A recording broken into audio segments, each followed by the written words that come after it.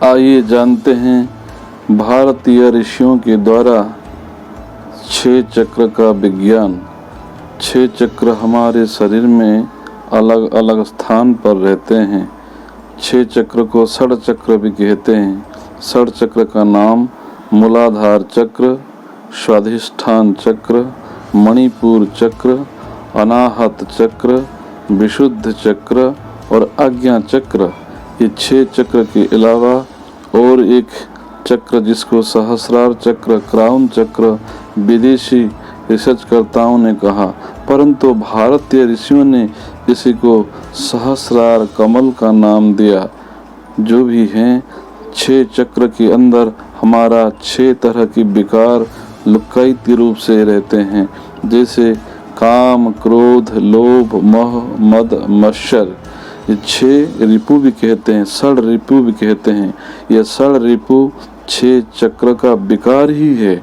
मूलाधार चक्र, मूलाधार चक्र अगर मलित है तो काम वासना ज़्यादा व्यक्ति के अंदर होता है। अगर मूलाधार चक्र जागृत हो जाता है तो काम वासना से व्यक्ति निवृत्त हो सकता है। मूलाधार चक्र के ऊपर स्वाधिष्ठान चक्र, स्वाधिष्ठान चक्र में मत्सर का दुर्गुण है।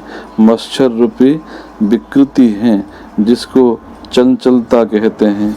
अगर हमारा स्वाधिष्ठान चक्र में विकार हैं तो व्यक्ति बहुत चंचल होता है, मन अस्थिर होता है। अस्थिर होने के कारण व्यक्ति एक ही समय में कम समय के अंदर बहुत सारे बातें करने लगता है।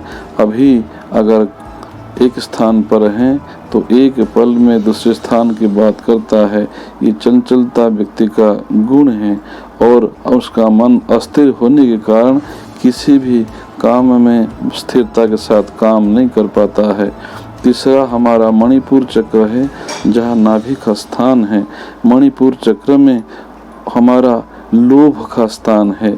मणिपुर चक्र वास्तव दृष्टि से आध्यात्मिक विकास के लिए साधना किया जाए तो व्यक्ति के अंदर लोभ मुक्त हो सकता है।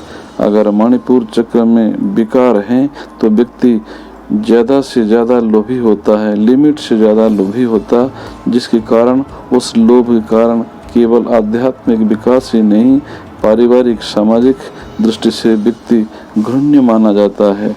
चतुर्थ चक्र हमारा है अनाहत चक्र, जहाँ हमारा हृदय चक्र भी कहा जा सकता है। उस स्थान पर मोह का स्थान है। हृदय चक्र जागृत होने पर, हमारा अनाहत चक्र जागृत होने पर व्यक्ति मोह शून्य होता है। अन्यथा अत्यधिक मोह के कारण व्यक्ति अत्यधिक दुखी होता है। और उसके ऊपर हमारा विशुद्ध चक्र है। विशुद्ध चक्र यह है कि हमारा जो वाणी, हमारा जो मुंह से शब्द निकलता है वो मधुर या कटु शब्द निकलता है, उसी के ऊपर डिपेंड करता है। वही विशुद्ध चक्र के माध्यम से व्यक्ति दूसरों को मित्र भी बना लेता है और दूसरों को शत्रु भी बना लेता है।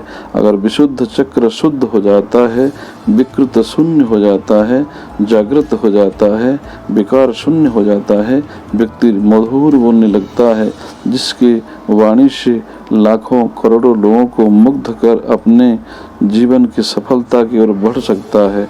और 6वां नंबर चक्र है कि हमारा आज्ञा चक्र। आज्ञा चक्र जैसे लोभ, मोह, मद, मत्सर, मद, अहंकार रूपी हमारा विकार आज्ञा चक्र में होता है। व्यक्ति के अंदर दूरदृष्टि के अभाव के कारण, विवेक के अभाव के कारण, व्यक्ति अज्ञानता के कारण क्रोध की वश के होकर अपना जीवन के कल्याण खो बैठता है, दूसरों से उचित व्यवहार नहीं करता है, विवेकशील व्यवहार नहीं करता है, विवेकहीन व्यवहार करता है। इसीलिए व्यक्ति बाद में पश्चाताप करता है। जीवन का कल्याण के लिए विवेक रूपी हमारा 6वां नगर चक्र है, आज्ञा चक्र को जागृत करना बहुत जरूरी है।